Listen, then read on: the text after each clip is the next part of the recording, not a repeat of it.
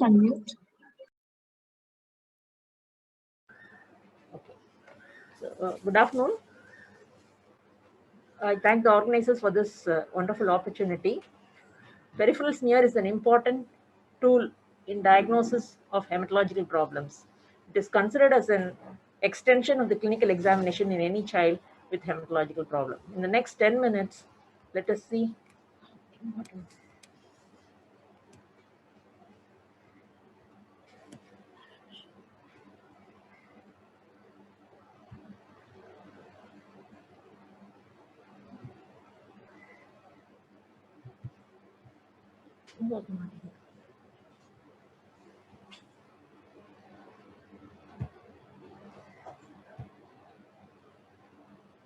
Okay. In the next 10 minutes, let us see how to interpret a peripheral smear in child with anemia. So the sample for peripheral smear can be taken either from a EDTA anticoagulated venous blood or from the finger prick. The correct technique of making a smear is very, very important. A good smear will be tongue shaped, about 3 centimeter in length. It has thicker areas and ideal thickness area and tail. So the ideal thickness area is the site where you have to study the morphology of different cells. So here you can see different types of smear. The first one is normal. All the other 4 are not suitable for examining a smear. So as you all know, you have a thick and thin film. Thick film is to identify the malarial parasite, and the thin film is to identify the species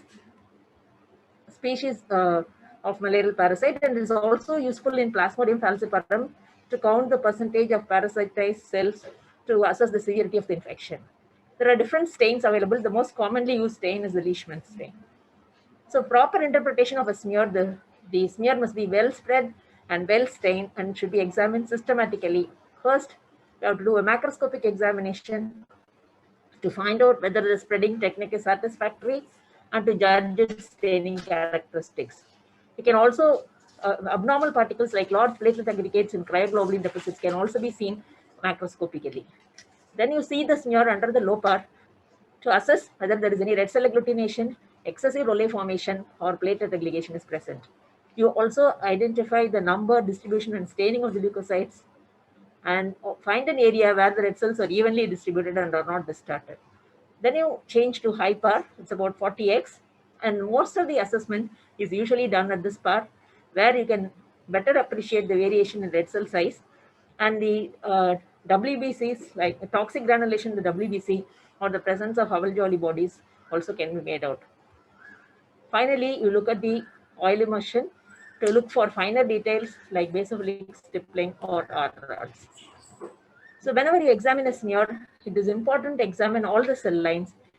You look at the RBCs, the WBCs, and the platelets.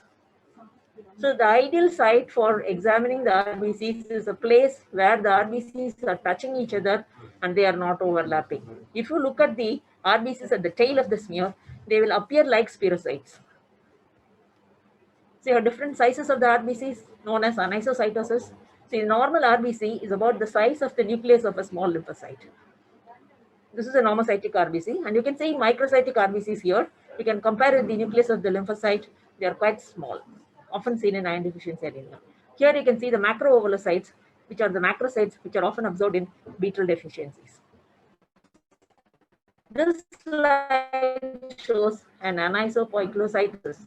You can see the different sizes and shape of RBCs. This is a smear of a child with infantile pyropoikilocytosis. You can see the elliptocytes, the spirocytes, and a lot of fragmented RBCs. Then look at the chromicity. So normochromic cells means the central pallor is only 1/3. If the pallor is increased, then it is hypochromic. If there is no central pallor, you call it as hyperchromic, which is often seen in spherocytosis and in macrocytic anemias. Sometimes you can have a dimorphic picture. As you can see here, you have normal normocytic normochromic and microcytic hypochromic RBCs. This you can see following a transfusion or when a child is recovering from an iron deficiency and in sideroblastic anemias.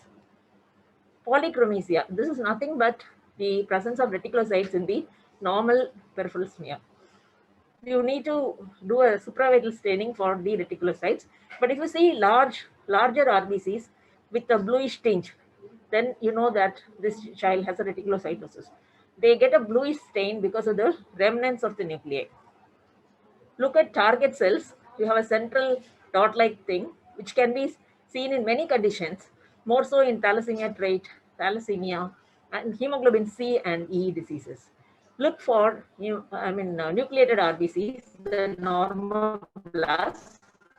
The presence of this indicates that the marrow is very active and it's often seen in hemolytic conditions. Do not forget the parasites. You can see a Plasmodium vivax trophozoite there and a gametocyte of the falciparum. A smear like this with the presence of a helmet cell and a hemolytic picture, this is seen in HUS. And look at the basophilic stippling, maybe non-specific, but can also be seen in iron deficiency and lead poisoning.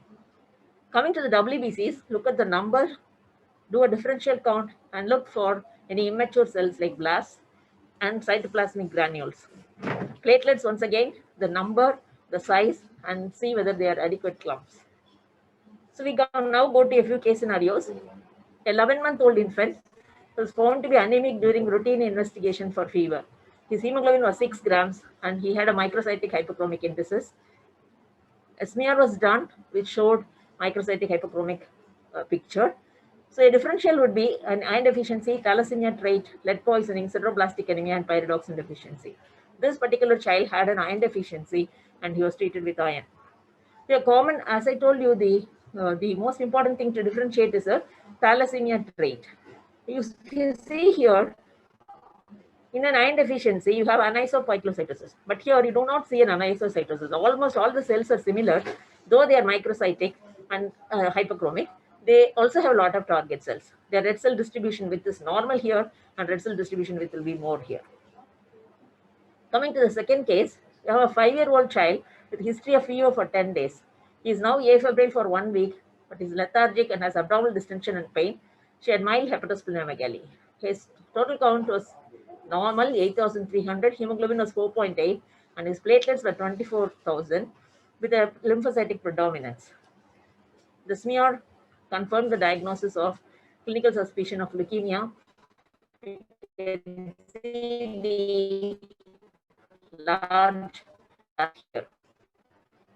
Coming to the third child, this is an 8-month-old child who was admitted with anemia and splenohepatomegaly. His total count was 1.84 lakhs and the hemoglobin was 5.2 grams. Platelets which were normal. His lymphocytes were about 58,000. Quite often these children are mistaken for leukemia, but a look at the smear told us the diagnosis. You can see severe anisopoikilocytosis, target cells, lot of immature normoblasts. These are counted by the culture counter as WBCs. That is why that increase in the total count was seen. And of course, we confirmed the diagnosis by doing a HPLC, where you could see that the hemoglobin F was nearly 90%. The fourth case is a child who 2.5 years old, brought with a history of low-grade fever 1 day, for which tablet paracetamol 1 dose was given. He developed severe pallor and became breathless. You can see the pallor, and he also had hemoglobin indicating severe intravascular hemolysis. Again, the smear gave us a clue. We can see the decreased RBCs, the blister cells, the bite cells, and the normoblasts. This child was suspected to have G6PD deficiency, and enzymes done later proved it. This was an interesting case. This is a 7-year-old child who had a complaint of low backache on and off for 1 year. It was increased for the past 3 days. The child was pale and had hepatomegaly. She was referred from Salem, and the child had an anemia of 6.9 grams with microcytic indices. There, an MRI was done, which showed hyperintensity at multiple segments of the vertebra, suspected to be tuberculosis or infiltrative disorder. The child was admitted in our ortho ward and referred to hematology department for anemia evaluation. A look at the smear gave us the diagnosis. You can see the sickle cells here with a lot of target cells also. His clinic preparation confirmed the diagnosis, and we did a HPLC which showed hemoglobin S of 73.2 and also A2. So this child had a sickle beta thal. The mother was a thal trait, father had sickle cell anemia. Yes, a good look at the smear would have prevented a costly investigation like an MRI in this child. Coming to the next case, 6-year-old presented with history of fever of 8 days duration. He had abdominal distension for 3 days. He had frequent admissions for infections. This is the child. You can see a little bit of hyperpigmentation. He had nystagmus also and a massive hepatosplenomegaly. His total count was 3,000. His hemoglobin was 6.8. His platelets are 49,000. Look at this smear. You can see the coarse granules in the cytoplasm of the lymphocyte. So he was diagnosed to have Chediak Higashi. He was treated for hemophagocytic lymphohistiocytosis and later underwent a bone marrow transplant. This is the last case, a 4-year-old child with a history of abdominal distension of 2 months duration. He was noted to have massive splenohepatomegaly and referred. His total count was 2.96 lakhs. Hemoglobin was 9.2 and his platelets were normal. Look at the smear. This smear shows a garden party appearance. You see all types of cells. You have mature neutrophils, you have the myelocytes, metamyelocytes, and the basophilia, which is characteristic of a chronic myeloid leukemia. So to conclude, peripheral smear examination is key to diagnose many hematological problems. A well-spread and well-stained smear is essential for proper interpretation, and systematic examination of all cell lines is essential for making the correct diagnosis. Thank you. Stop share.